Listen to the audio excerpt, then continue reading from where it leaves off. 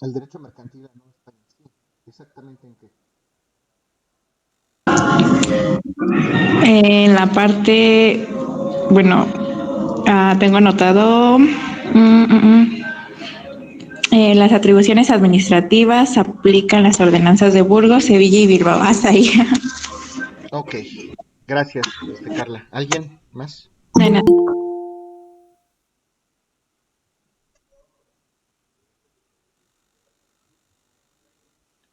¿Alguien recuerda lo que es el impuesto de avería, lo que era un prior, lo que era un cónsul?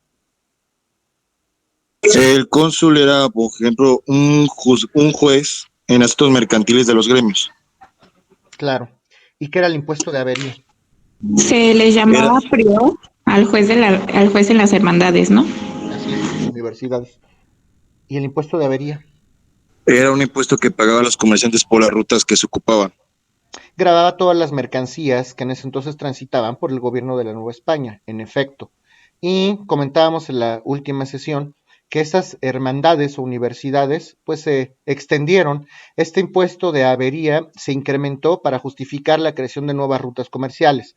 Recuerda que empezaron a crear nuevos caminos, empezaron a crear carreteras, aunque si bien no existían carros en ese momento, se empezaron a crear nuevos caminos para los comerciantes y todas estas hermandades se fueron divulgando y la jurisdicción de las hermandades o de estas fraternidades se extendieron a Nueva España, Nueva Galicia, Nueva Vizcaya, Guatemala, Yucatán, Soconusco, etcétera.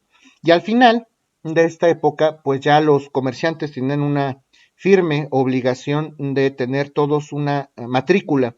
Todos los comerciantes al final en esta Nueva España ya tenían la obligación de tener una matrícula. Eso fue lo último que nos quedamos.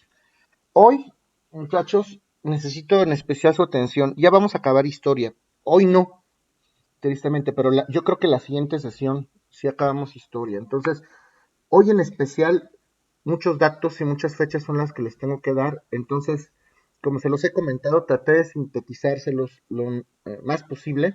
Entonces, traten de tener estructura y traten de tener mucha claridad en sus datos por si alguna confusión pudiera sobrevenirse. Si es así, lo comentamos.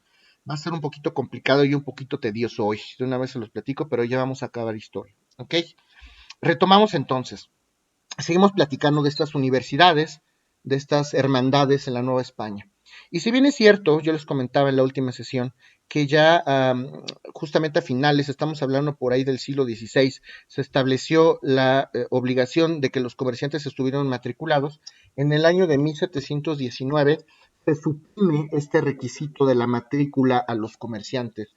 En 1719 ya no es obligatorio para los comerciantes estar matriculados en un registro de comercio. ¿Ok? Y vamos a hablar de otros consulados, bueno, otras hermandades o universidades en Hispanoamérica. Pero ¿por qué se suprime esta parte de pedir la matrícula para los comerciantes?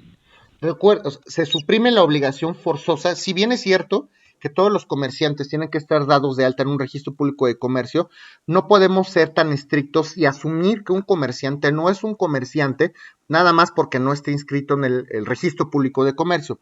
Es la eterna discusión y el eterno forcejeo. A ver, yo soy un comerciante y nada más porque no estoy inscrito o dado de alta en el registro de comercio, ¿no vas a poder dirimir o conocer mi conflicto tú prior? Pues por supuesto que no. Entonces se vuelve un poquito más flexible el derecho y se suprime la obligación. Sí es cierto, sí lo tienen que hacer, pero no podemos dejar de considerar comerciantes, justamente en este año 1719, no podemos dejar de considerar comerciantes ni de atender un asunto comercial, nada más porque los señores no están dados de alta en un registro, no tienen una matrícula. ¿Sí me doy a entender? Sí, profesor, gracias. Ok. Entonces hablamos de otros consulados en Hispanoamérica. Vamos a hablar entonces del 20 de diciembre de 1595. En el año de 1595, Felipe II, Felipe II crea el consulado y la Universidad de los Comerciantes.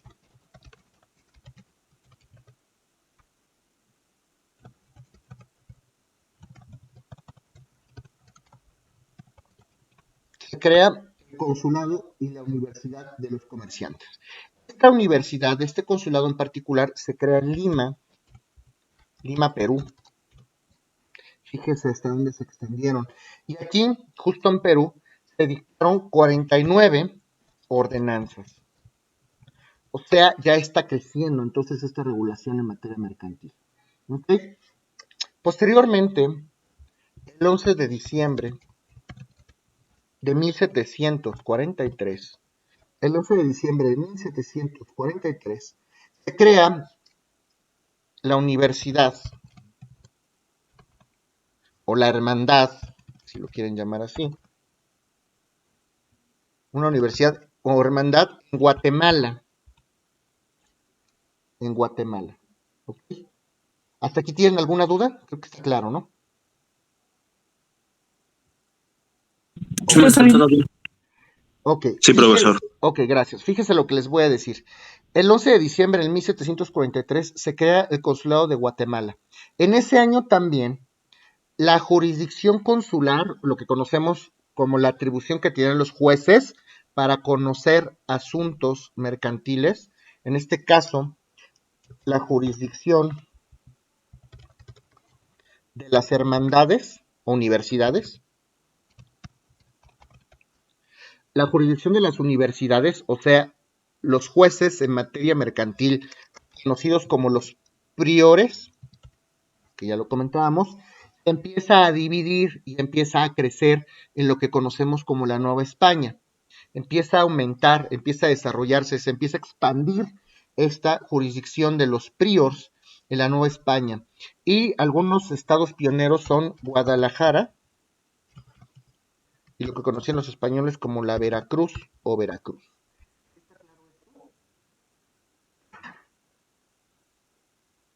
Profesor, una pregunta. Sí, ¿Los priores dónde se consideran jueces? ¿En España o dónde se les en la Nueva da o en qué España, región? en Ah, la ok, Nueva España. gracias. Todo lo que se considera Nueva España y todas aquellas provincias que ya se conquistan en lo que se conocía como las Indias. Las Indias prácticamente es el continente americano, que como vemos, no nada más es lo que hoy conocemos como México. Ahorita vamos a ver que se expandieron más, pero ya aquí en este continente, o sea, no en Europa, aquí no hay cónsules, aquí hay priors. Entonces, la jurisdicción de estos priors se empieza a expandir concretamente en Guadalajara y en Veracruz. Esto es a petición de un conde que se le conoció como el conde de Revillagigedo. El conde de Revillagigedo, que estaba situado aquí en las Indias, como le conocían en la provincia de las Indias. Obviamente, el conde de Revillagigedo hace la petición, pero ¿a quién le hace la petición? Pues se la hace el rey español, ¿ok? Y entonces, a través de las cédulas reales, ahorita les explico por si hay dudas, a través de las cédulas reales del 27 de enero de 1795 y el 6 de junio también de 1795, la corona española, o sea, recuerden que todas estas provincias nuevas aquí en las Indias o en América no son sino una extensión de España. Entonces, esta petición que hace el conde de Revillagigedo para aumentar para aumentar la jurisdicción de estos priors, se consolida y se autoriza por la corona española. ¿Sí me doy a entender o no? Sí, profesor. Primero es la petición del conde de Revillagigedo y el 27 de enero de 795 y el 6 de junio de 1795, estamos hablando en pleno siglo XVIII, la corona española autoriza que se segregue o aumenten esas jurisdicciones. ¿Ok? Además, también destacan algunas hermandades. Fíjese hasta dónde se extendieron estos señores. En Buenos Aires, que es Argentina, en Caracas, que es Venezuela, en La Habana, que es Cuba, en Chile y posteriormente en Puebla. Y todavía estamos en Nueva España. ¿Hasta aquí tienen alguna duda?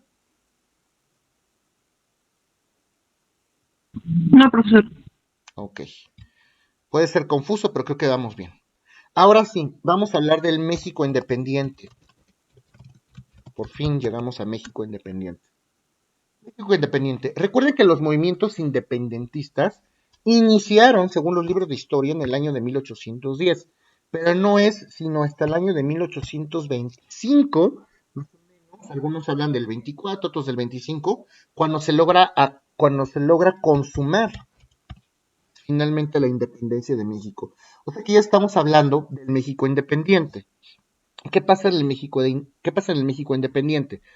Cuando ya somos México, ya no dependemos más de la corona española, lo que sucede aquí es que tenemos que tener leyes para poder legislar ya en el México independiente. ¿Y cuáles son las leyes que vamos a retomar al principio como México independiente? Ese es un gran problema que tenían los legisladores en esa época. Oye, pues ahora ¿con qué vamos a legislar? Pues con lo que hayan, no tenemos mayor opción. Sí, claro que en el futuro tenemos que hacer nuestras propias leyes, no nada más mercantiles. Incluso recuerden que a nivel constitucional, desde el año de 1812, todavía no se consumaba la independencia, ya existían algunos proyectos constitucionales. 1812, 1814 y 1824, que es cuando ya se consuma, justamente 24-25, cuando se consuma la independencia. Pero ¿qué pasa con las demás materias? Todavía no existe una legislación vigente, una legislación actual, contemporánea, desde ese punto de vista. Entonces, lo que había, pues, eran las leyes españolas, y en el México independiente tenemos que aplicar, en principio, esas leyes españolas. Por eso, al principio, se seguían aplicando, ya cuando México se supone que era un país independiente, se seguían aplicando, por ejemplo, las famosas ordenanzas de Bilbao, las famosas ordenanzas de Bilbao. ¿Hasta aquí tienen alguna duda? Ok. No, profesor. Me estoy yendo un poquito lento por si hay alguna confusión en cuanto a fechas o a conceptos. Bueno, después, el 16 de octubre de 1824, justo el 16 de octubre de 1824, y esto es muy importante, por fin se suprimen, se extinguen, dejan de ser vigentes las hermandades o universidades aquí en México. Obviamente, si ya somos un país independiente, ya tienen que existir jueces, ya tienen que existir poderes, ya hablamos de poderes a lo mejor, de una división de poderes a lo mejor muy primitiva, pero ya existía un órgano, un poder que se dedicaba a hacer leyes, ya existía un poder ejecutivo, ya existía también muy rudimentario, un poder judicial, que en ese entonces pues, también estaba supeditado, lo vamos a ver, justo a la opinión de dos comerciantes. Entonces, el 16 de octubre de 1824 se suprimen los consulados o lo que llamaríamos aquí las universidades o hermandades y se dispuso entonces que aquí en México todos los asuntos mercantiles fueran resueltos por un juez común. Hablamos de jueces, por un juez común. Pero este juez, al momento de extinguir estas controversias en materia mercantil, lo tenía que hacer en unión de dos comerciantes. Entonces no está del todo suelto todavía el juez. Sí, ya puedes empezar a resolver juez común, asuntos mercantiles, pero te van a estar supervisando dos comerciantes. ¿Y por qué se le llamaba un juez común? Porque el juez común podía conocer asuntos civiles y asuntos mercantiles. Entonces, al principio de los tiempos en México, no es que existiera un juez estrictamente mercantil. Había un juez común, por eso hablábamos de un código civil, a lo mejor, si ustedes llegan a escuchar ese término, un código civil común para el territorio federal. Digo, no, el civil no es la materia, pero al principio los jueces y las leyes eran comunes, conocían, los jueces civiles conocían tanto de asuntos civiles como mercantiles. Entonces, un juez común, es decir, un juez que conocía asuntos tanto civiles como mercantiles, ya en 1824 resolvía los conflictos mercantiles con la supervisión de dos comerciantes. ¿Ok? ¿Hasta aquí tienen alguna duda? Yo, maestro, No, profesor. esos dos comerciantes que estaban con el juez, ¿tenían que tener algún rango o era cualquiera? No, tendría que ser comerciante simplemente. Ok. ¿Ok? Bueno, ¿alguna otra duda? Bueno, Asignaba a estos comerciantes. esa es una excelente pregunta. ¿Quién tiene que asignar a los jueces? Recuerden que a nivel constitución hay maneras para asignar a las autoridades jurisdiccionales. Se supone que tendría que ser a través de exámenes o bien a facultad discrecional, ya sea del Poder Ejecutivo o a facultades discrecional del Poder Judicial, o lo que se sabe también es que los propios comerciantes designaban a sus propios representantes también. Lo cierto es que se supone que el gobierno es quien llamaba a comerciantes al azar para que formaran parte de estos cargos, pero esos cargos eran supeditados y eran ratificados por los poderes, ya sea por el Poder Judicial o por el Poder Ejecutivo en ese momento. Excelente pregunta. ¿Sí está claro? Sí, profesor, quedó claro, gracias. Ok. ¿Alguna otra duda? ¿Puede repetirlo de que cómo eran los comerciantes, cómo era que los elegían? Hay varios criterios para elegirlos. Siempre existía una ratificación por parte del Poder Judicial y por parte del Poder Ejecutivo. Se decía constitucionalmente que se podían proponer, ya sea que los comerciantes, se podían proponer por los comerciantes mismos o se podían proponer con una terna, que es lo que se maneja, ya sea por parte del Poder Judicial o por parte del Poder Ejecutivo. Lo cierto es que los comerciantes, al final, la última manera que se decidió de escogerlos es que fuera al azar y esos nombramientos fueran ratificados por parte del Poder Judicial y el Poder Ejecutivo. ¿Sí me explico? Sí, gracias, profesor. Ok. Algunos tribunales que destacan, algunos de los primeros tribunales que destacan en materia mercantil fueron los famosos tribunales de minería. Y estos tribunales de minería funcionaron hasta el año de 1826. ¿Ok? Un código de comercio español bastante representativo en este momento histórico. Y me estoy refiriendo al Código Español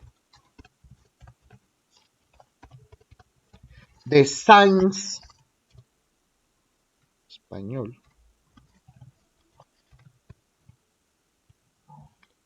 de Sáenz de Andino. Código de Comercio Español de Sáenz de Andino. ¿Ok? ¿Hasta aquí tienen alguna duda? Nada más les estoy mencionando ahorita el código.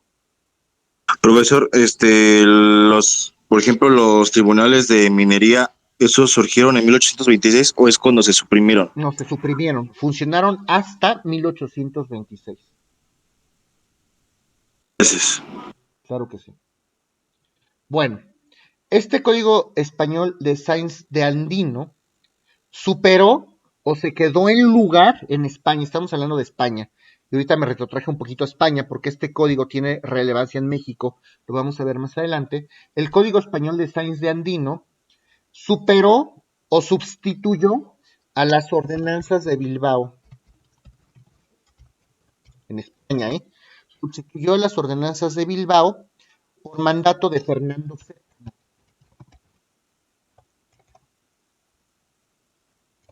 Por mandato de Fernando VII en el año de 1829. ¿Okay? Y este código español de Sáenz de Andino tenía una influencia muy marcada del código de Napoleón, que ya platicamos, es un código de comercio francés que se expidió en 1808 y clasificaba o establecía que los actos de comercio debían ser comerciales atendiendo su objeto. Es decir, que el código de comercio de Napoleón señalaba específicamente cuáles eran los actos de comercio, o sea, seguía el criterio objetivo.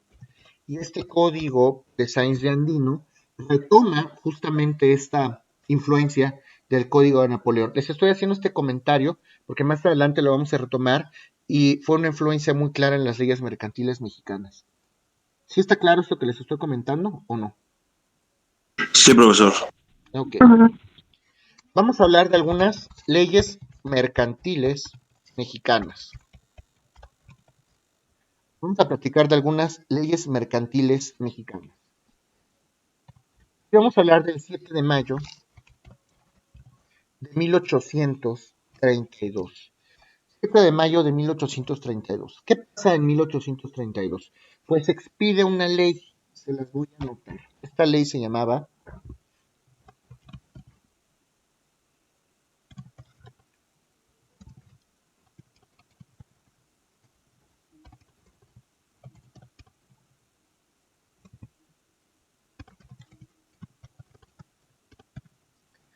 Ley sobre derechos de propiedad de los inventores o perfeccionadores.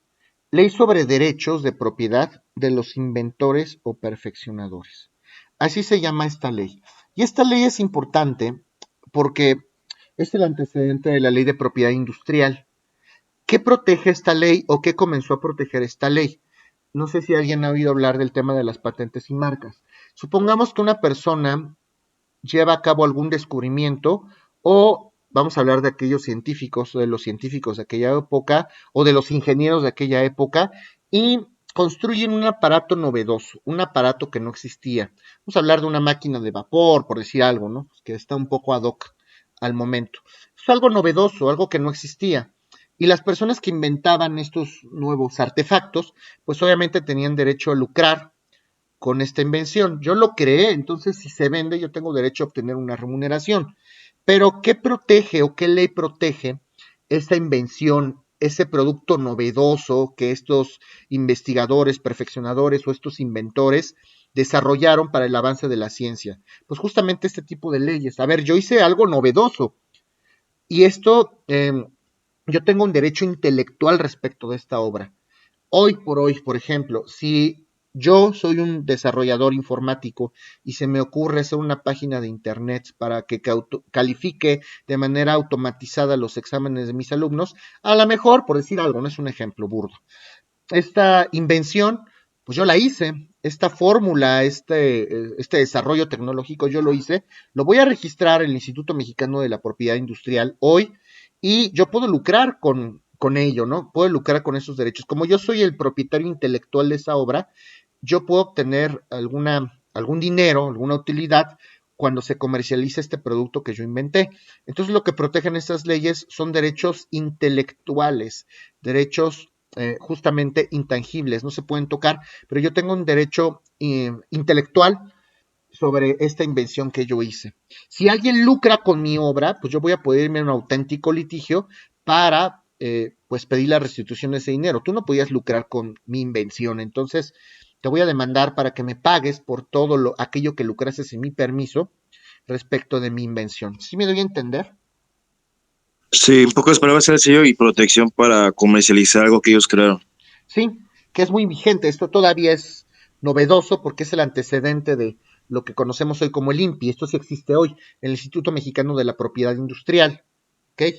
Y bueno, esta ley lo que hacía era categorizar o dividir las obras que hacían esos inventores por algún sector o por sectores de algún ramo de la industria. A ver, vamos a defender los derechos de propiedad industrial o intelectual de aquellos comerciantes que se dedican a hacer máquinas de vapor, de aquellos que se dedican a comercializar comida, de aquellos que hacen propaganda. Entonces, esta ley, una de las cosas novedosas es que empieza a categorizar por ramo a estos derechos de propiedad industrial. ¿Sí está claro? Sí, profesor. Es como las llamadas patentes. Sí, es justo lo que le estoy tratando de explicar, justamente. Es el antecedente justo de las marcas y de los patentes. ¿Ok? ¿Sí está claro? Sí, Bueno, profesor. esta Sí. ley sale en 1800, el 7 de mayo de 1832. Sin embargo, se reforma, hay algunas reformas que datan del 15 de noviembre de 1841 y el 1 de julio también de 1800, se los dije al revés, pero bueno, 1841. Hay reformas el 15 de noviembre de 1851 y el 1 de julio de 1851. Ya sé que julio es antes, pero ambas son reformas a esta misma ley, ¿ok? ¿Hasta aquí tienen alguna duda? Es Maestro, 51, ¿es profesor. 51 o 41? Pero es que 41, puso en el chat. Ah, ok. 41, es 41. ¿Dije 51? Sí. Ah, me Sí. equivoqué. No, es 41, 1841, ¿ok? Bueno, seguimos entonces. También en el año de 1841, en el México Independiente, se crean algunos criterios en las leyes mercantiles para que los jueces mercantiles que juzgan en unión de los comerciantes empiecen a seleccionar los actos que deben de juzgar atendiendo a la mercantilidad. Empezamos tal vez con el eterno forcejeo en 1841. A ver, vamos a pensar otra vez en esta discusión si los actos son mercantiles o no. En 1841 también se vuelve a abrir esta brecha otra vez de la mercantilidad de los actos. Y también se empiezan a desarrollar algunas instituciones propias para fomentar el comercio, las juntas de fomento del comercio. ¿Hasta aquí tienen alguna duda?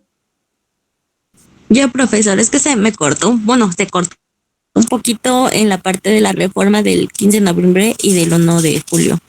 Sí, les comentaba que el 1 de julio de 1841 y el 15 de noviembre de 1841 se reforma esta ley sobre derechos de propiedad de los inventores o perfeccionadores por ramo o sector de alguna industria en particular. ¿Ok? También en el año de 1841 empezamos otra vez con la discusión de la mercantilidad de los actos para saber si son competentes o no los juzgados para conocer un asunto mercantil.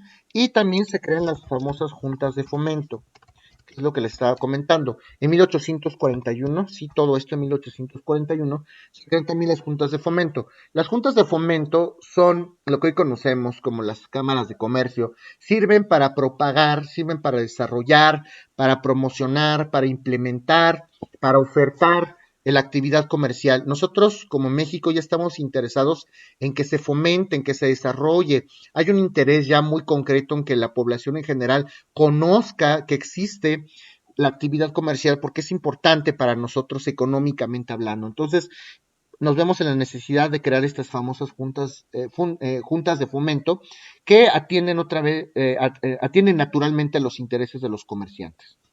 ¿Hasta aquí tienen alguna duda?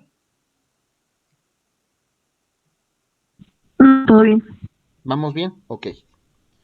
Bueno, después, en el año de 1842,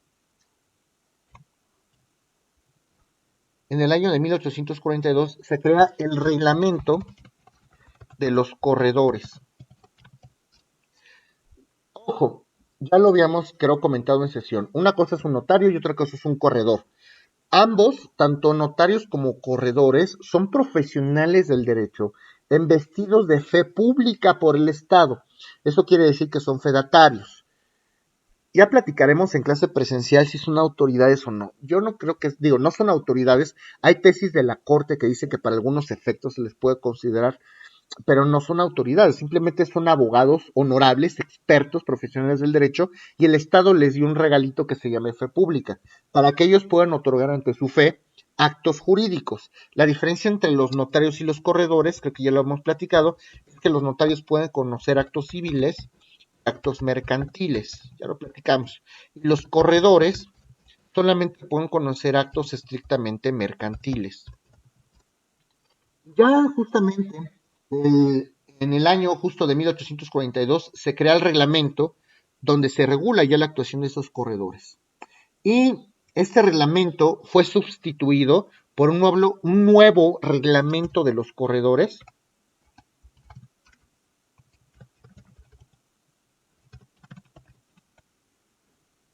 el 13 de julio de 1854. Hay un nuevo reglamento de los corredores que se expidió el 13 de julio de 1854.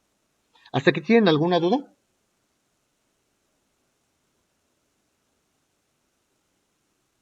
No. No, maestro.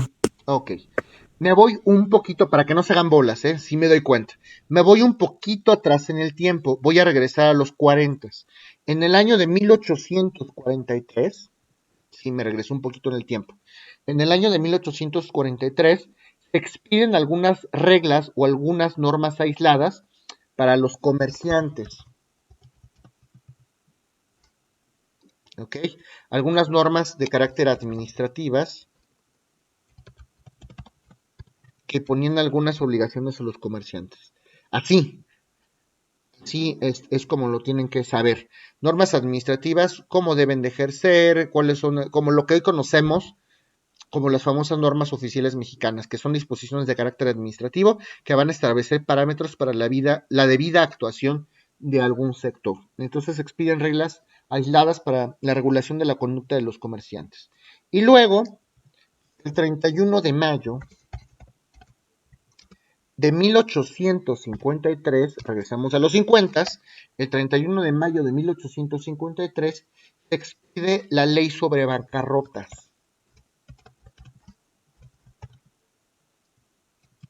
Esto creo que también ya lo hablamos en clases. Ley sobre bancarrotas. Este es el antecedente preponderante de lo que hoy conocimos y les expliqué en un momento dado como el concurso mercantil.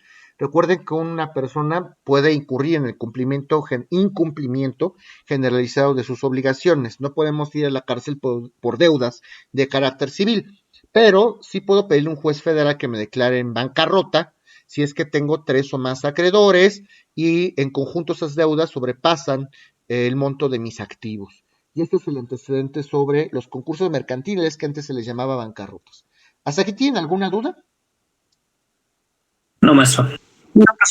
Ok. No, maestro. Ojo con lo siguiente que les voy a decir, ya esto es muy importante. Ya estamos hablando de códigos de comercio mexicanos. Código de Lares. Este sí van a tener que tomarlo muy en cuenta. El 16 de mayo de 1854 entra en vigor el Código de Lares. Este es un código de comercio. Este, en principio, según los historiadores, este pudiera ser el primer código de comercio en México. Por eso es tan importante. Y se llama Código de Lares porque lo hizo, en atención al legislador, Teodosio Lares. Teodosio Lares. Lo hizo por instrucciones del propio Santana. Ya saben quién es Santana, ¿no? Ok. Se asume como el primer código de comercio por instrucciones de Santana. Este código rudimentario, de una manera muy rudimentaria, ya regulaba la actuación comercial. Constaba de 1091 artículos. 1091 artículos. Y este código, naturalmente, tiene una influencia muy marcada de los códigos europeos. Y me estoy refiriendo al código de Napoleón, me estoy refiriendo a los códigos italianos, al código germánico de 1900 y algunas reglas aisladas de Europa. ¿Ok? ¿Hasta aquí tienen alguna duda? ¿Me puede repetir qué era lo que regulaba, por favor?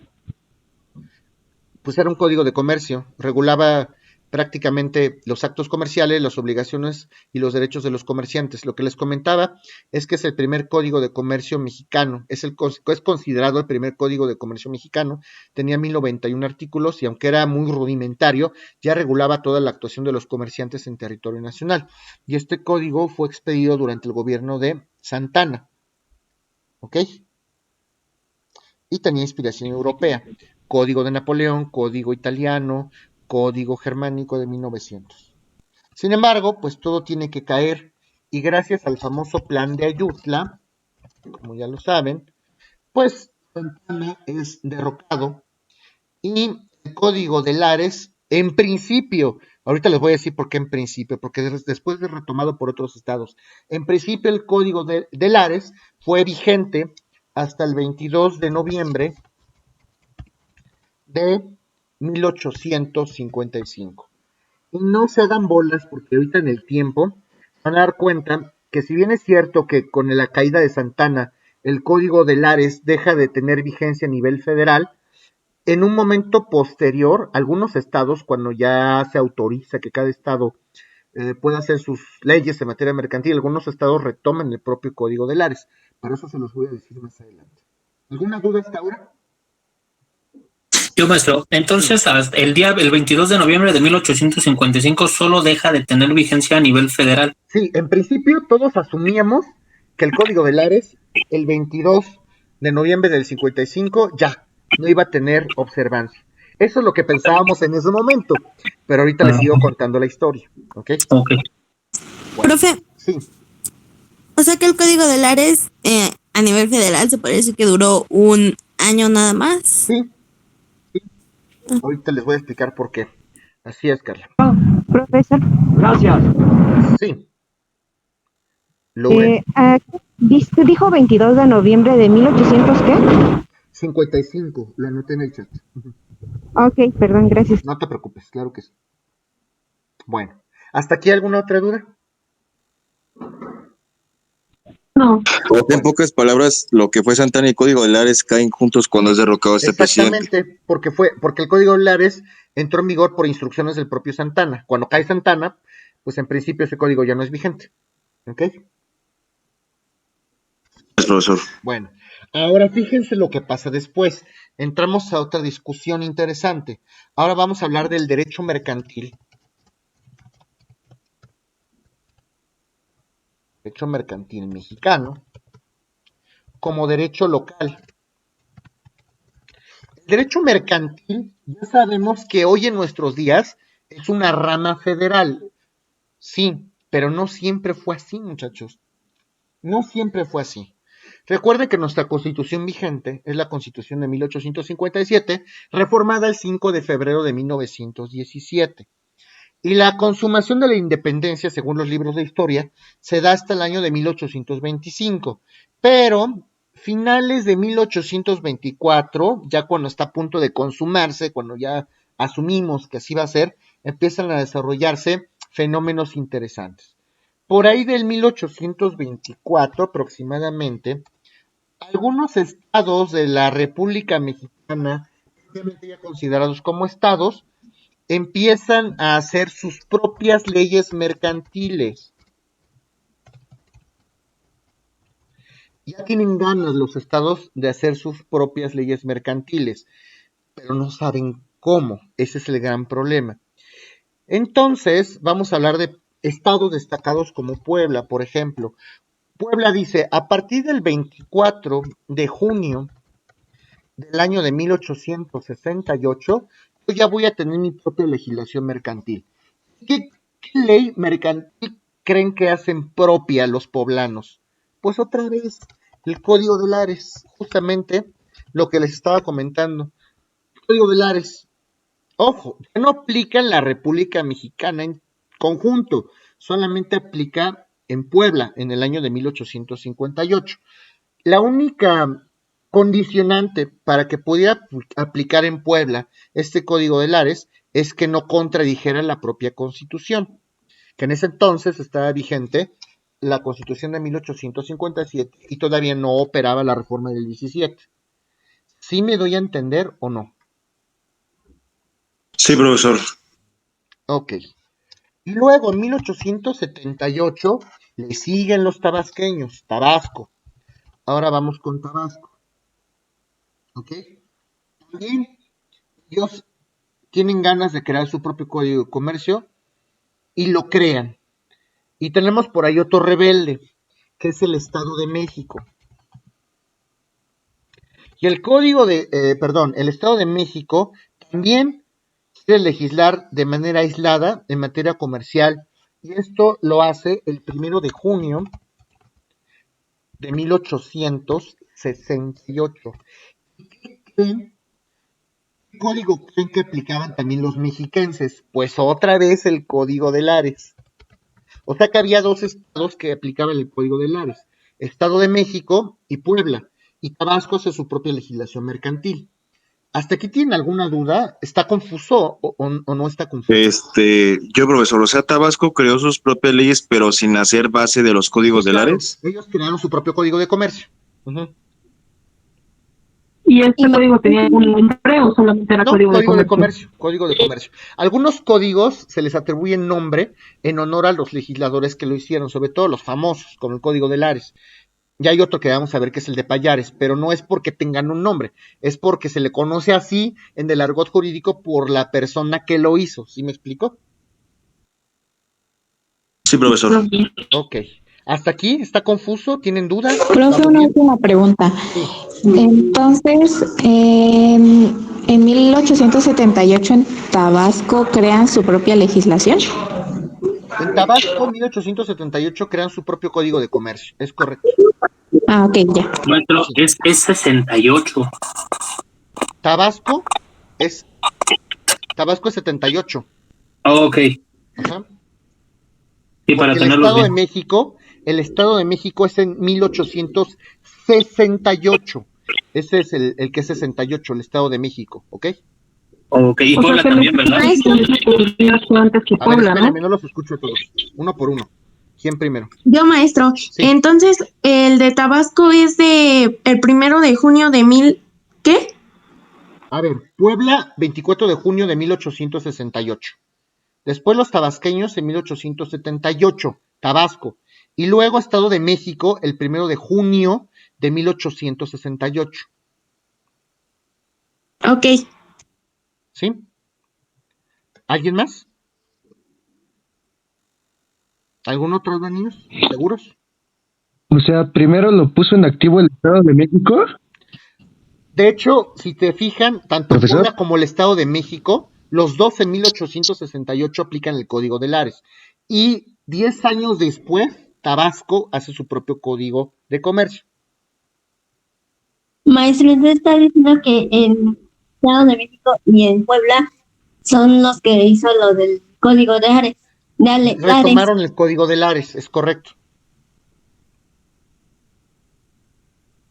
Puebla y Estado de México retoman el Código de Lares en 1868. Puebla el 24 de junio y el 1 de junio lo hace el Estado de México. Y en 1878 Tabasco hace su propio Código de Comercio. ¿Sí está claro o hay alguna otra duda?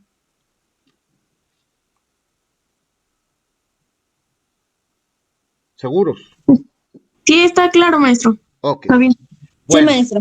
ok. Pero no siempre fue así. ¿Cómo llegaron las cosas a pasar como están en nuestros días? Ahora vamos a hablar del derecho mercantil federal.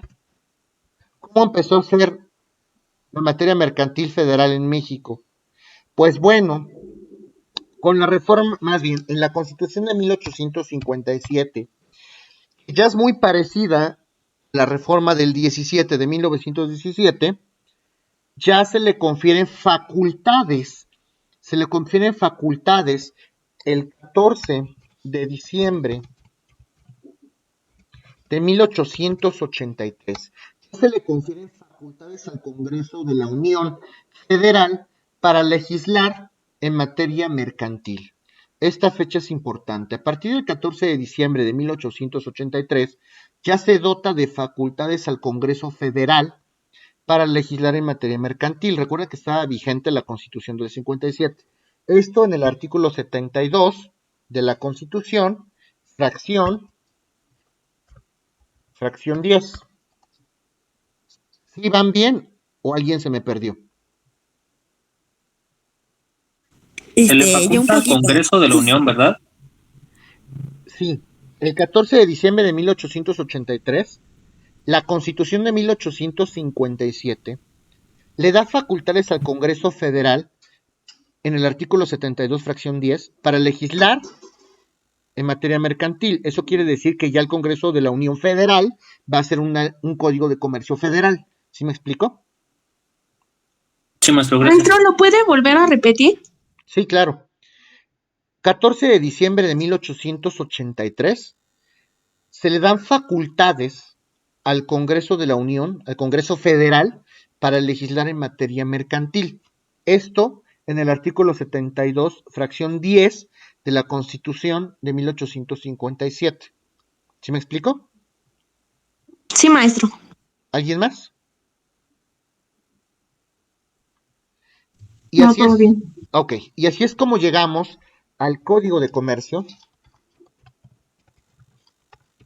que es el que les decía, el Código de Comercio que se le conoce como el Código de Payares. Así es como llegamos al Código de Comercio del 20 de julio de 1884. 20 de julio de 1884. Este es el primer Código de Comercio Federal en México. El Código de Payares, que data del 20 de julio de 1884, que aún es primitivo. aún todavía no es tan meticuloso, tan concreto, tan pormenorizado como nuestro Código de Comercio actual. Y este Código de Comercio, el de Pallares, fue reformado el 11 de diciembre de 1885. Reformado el 11 de diciembre de 1885. ¿Hasta aquí tienen alguna duda? En este Código de Comercio ya las cosas se parecen mucho más a como son hoy en día. De hecho, ya se crea un reglamento del registro público, ya hay un reglamento, más bien ya hay un registro público de comercio, y el día 10 de abril de 1888, el día 10 de abril de 1888, se crea el reglamento del registro público de comercio. Se crea el reglamento del registro público de comercio. ¿Hasta aquí tienen alguna duda? No, maestro. Ok. Ojo, las sociedades mercantiles, ya en el Código de Pallares, cuando estaba vigente el Código de Pallares, las sociedades mercantiles se regulaban en el propio Código de Comercio, en el Código de Pallares. No había una ley todavía no existía una ley general de sociedades mercantiles. Las sociedades anónimas, por ejemplo, se regulaban ya en el Código de Comercio. ¿Ok? Y este Código de Comercio tiene también una influencia muy marcada de este Código de Comercio español que les comentaba, que es el Código de Sáenz de Andino. El Código de Sáenz de Andino. Es conocido porque Pallares retomó muchos elementos del Código de Comercio español de Sáenz de Andino. Este Código de Comercio de Sáenz de Andino, vamos a hablar del 22 de agosto de 1885, entró en vigor en toda España. En España, estamos hablando de España, recuerden que ese es un Código de Comercio español. El 22 de agosto de 1885 entró en vigor en toda España. Y el 1 de enero de 1886, este Código de Comercio de Sáenz de Andino ya incorporó dentro de sus artículos el elemento objetivo del comercio. Recuerden que el elemento objetivo del comercio no es otra cosa, sino establecer clara y precisamente cuáles son los actos que la ley considera como mercantiles. Con influencia, obviamente, del Código de Napoleón de 1808, con influencia de los italianos y los germánicos no, porque los germánicos hablaban del sujeto, pero sí teníamos una influencia muy marcada del Código de Napoleón y del Código italiano hasta ese momento. ¿Sí está claro o no? ¿Sí entiende lo que es el elemento objetivo? El elemento Profe, objetivo una del pregunta. comercio. ¿Podría repetir lo del 1 de enero de 1886, por favor? Sí, claro. El 1 de enero de 1886 se incorpora el elemento objetivo en el que... A ver, silénciame sus micrófonos. Gracias. El 1 de enero de 1886 se incorpora el elemento objetivo del comercio al Código Español de Sáenz de Andino. ¿Cuál es el elemento objetivo? El elemento objetivo significa establecer claramente cuáles son los actos que la ley considera como comerciales. Fracción primera, la compraventa de mercancías. Fracción segunda, la actividad de la navegación. Fracción tercera, las misceláneas. Fracción cuarta, el transporte terrestre. Ya el Código de Comercio establecía claramente cuáles consideraba actos de comercio. Ese es el elemento objetivo. Y ese elemento objetivo se incorporó al Código de Sáenz de Andino el 1 de enero de 1886. La objetividad en el comercio. ¿Hasta aquí tienen alguna duda? Profesor, ¿podría repetir las fracciones? Digo, es un ejemplo, no son esas, estoy hablando grosso modo. Por eso les digo, ok. les estoy dando ejemplos aislados, para que me entiendan concretamente el ejemplo, ¿no? Pero sí entendieron el concepto, se establecen actos específicos que se consideran como actos de comercio. Para eso lo mencioné así, ¿ok? Eso lo vamos a ver nosotros, ¿ok? ¿Qué? A ver, dime, Carlos. Mencionó un código en el que se basa en los sujetos. ¿Cuál era? Bueno, aquí me sale. El código alemán del año de 1900. Gracias, profe. Y ahora sí, muchachos, por fin llegamos a nuestro código de comercio actual. No lo van a creer, pero nuestro código de comercio actual data del año de 1889. Así de viejito es nuestro código. Nuestro código de comercio actual entró en vigor durante la época del Porfiriato y entró en vigor nuestro código de comercio actual el 1 de enero de 1890.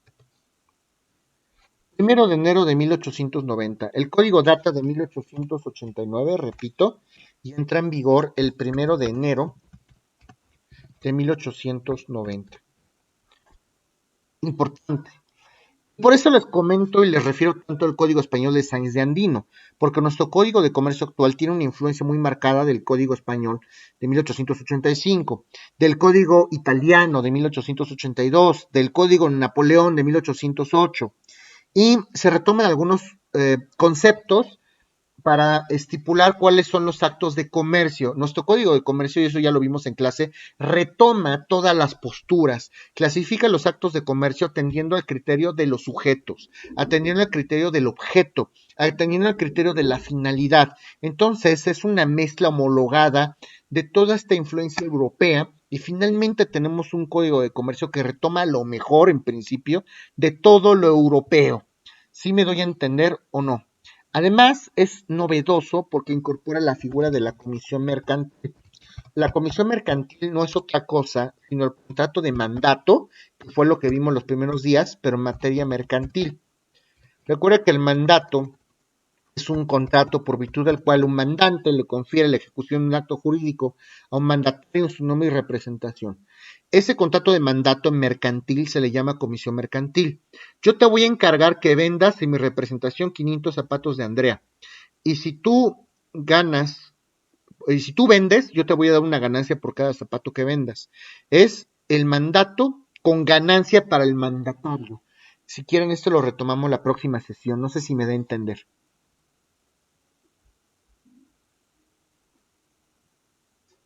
Sí, profesor. Ok.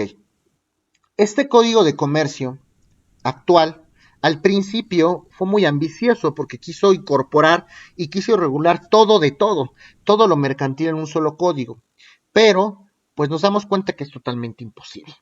¿Por qué? Pues porque todas las ramas mercantiles han crecido inmesurablemente en los últimos años. Entonces, nos vemos en la penosa necesidad de ir derogando poquito a poquito partes del Código de Comercio para ir haciendo leyes nuevas.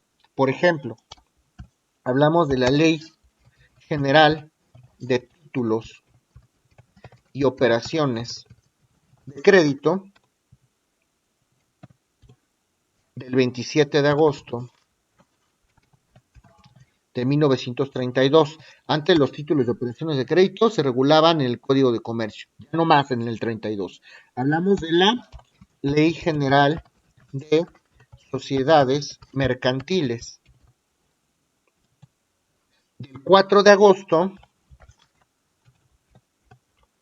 de 1934, reformada el 26 de agosto